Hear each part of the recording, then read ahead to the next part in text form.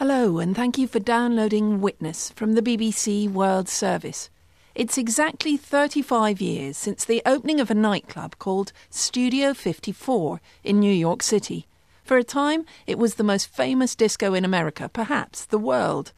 Vincent Dowd talks to three people who knew Studio 54 in its heyday. Andy Warhol said it was like a dictatorship at the door and a democracy inside. There was no A-list, B-list, C-list. Everyone was a star. Studio 54 opened in Manhattan in April 1977. The building had originally been a theatre. Steve Rebell and Ian Schrager made it the hottest address in New York City.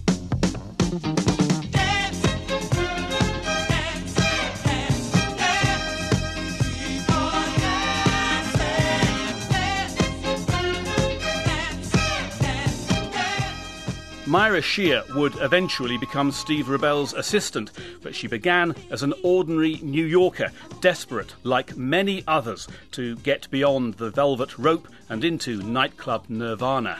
There was this corridor, which I used to call the corridor of joy, because it was this kind of chandeliers, and everybody that walked through there was screaming with joy that they got in. The pulsating music you could hear, but you couldn't quite see it yet. As you walked through the corridor and turned to your left, there was this dance floor.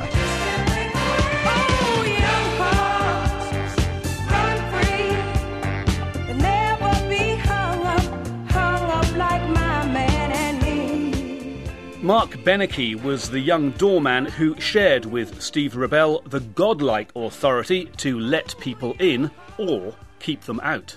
One of the most important things that you would look for is people with high energy. If you were there to dance and have a good time, and if myself or Steve thought that you added something to the mix of the particular evening, you could get in. I mean, wearing great clothes necessarily did not get you in. Shoes were really important, though. The old adage, you can always tell a person by their shoes, and we tended to live by that quite a lot. Judging by this brief moment at the club door, Steve Rebell thought a good razor was worth investing in, too. Oh, you're not shaved? There's no way in a million years you're going to get in. It doesn't matter if you're not shaved. Listen, just go home. People down in West Village were selling maps on how to get in through the subway tunnel in the basement and all sorts of crazy, crazy things. People would go out and buy the suit I was wearing or something, or I would say, you should go out and buy that jacket, and then someone would go to Bloomingdale's or something, buy the jacket and come back, and they still wouldn't get in.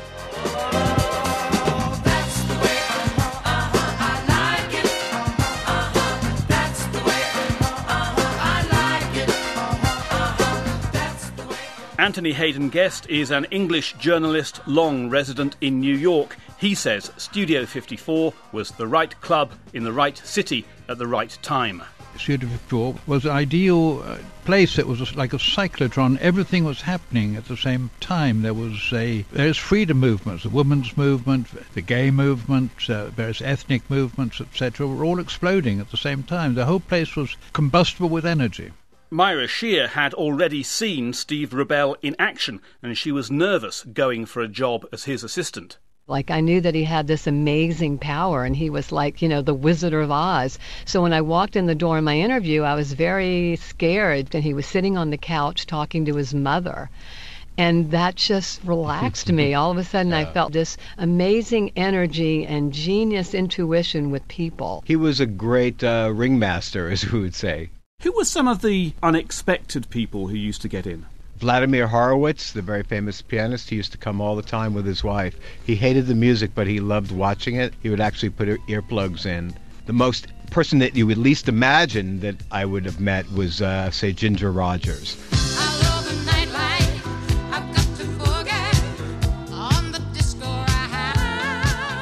Anthony Hayden-Guest wrote about the celebrities for magazines, but he says most patrons weren't famous at all. It was extremely elitist, but their notion of elites was quite a strange one. It was like a mix. It was like a salad bowl. There'd be a bit of this, a bit of that, a bit of the other. Straight kids who looked as if they come straight out of Harvard or something. They'd want some sort of drag queens. They'd want this, that, and the other. Most people at Studio 54 were pretty ordinary looking. They'd be wearing T-shirts and Levi's or whatever. They looked like people any place. A lot of the action was in the various offstage areas, a bit of going on in the seats upstairs, the various balconies and that. Studio 54 soon became famous as a place where physical intimacy wasn't limited to the dance floor. Mark Benecke insists the sexual free-for-all has been overstated. I mean, you would go upstairs and you'd maybe see one couple, maybe two, you know, having sex out in the open, but not, you know, it wasn't like it was a grand old orgy up there. They had a place called the Rubber Room upstairs. Wait a minute, explain why it was called the Rubber Room, Mark. I still don't know. Well, it was kind of, the upholstery was sort of rubbery-like. So I just want to, you know, put that and make that a clear picture. Hey, hey, hey, hey.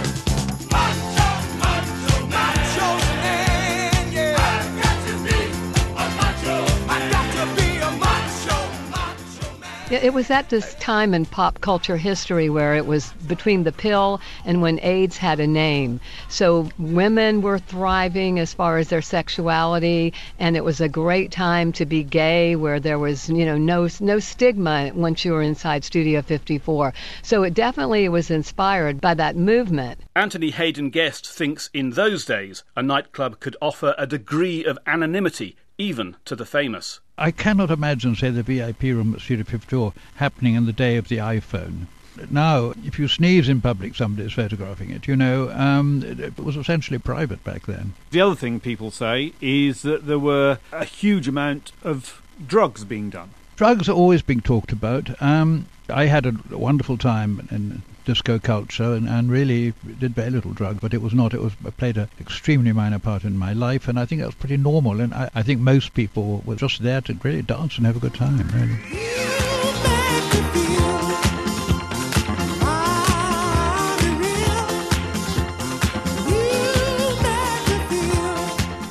But it was rumoured massive amounts of cash at Studio 54 went undeclared for tax.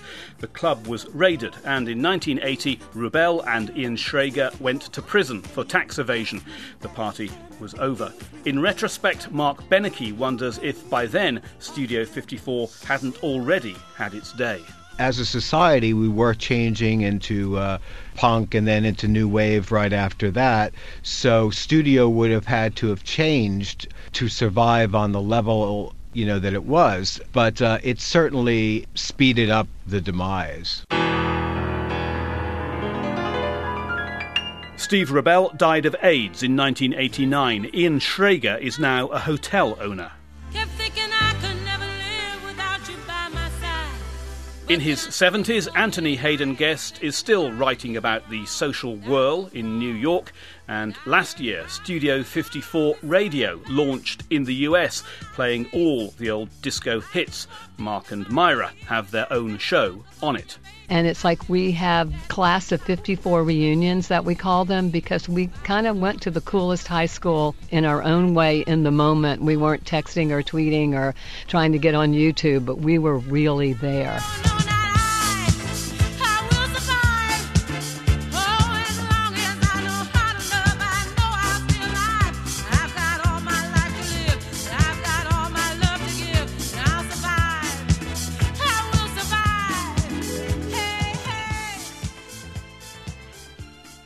Gloria Gaynor, Ending Witness, from Vincent Dowd. For details of our complete range of downloads and our terms of use, go to bbcworldservice.com/podcasts.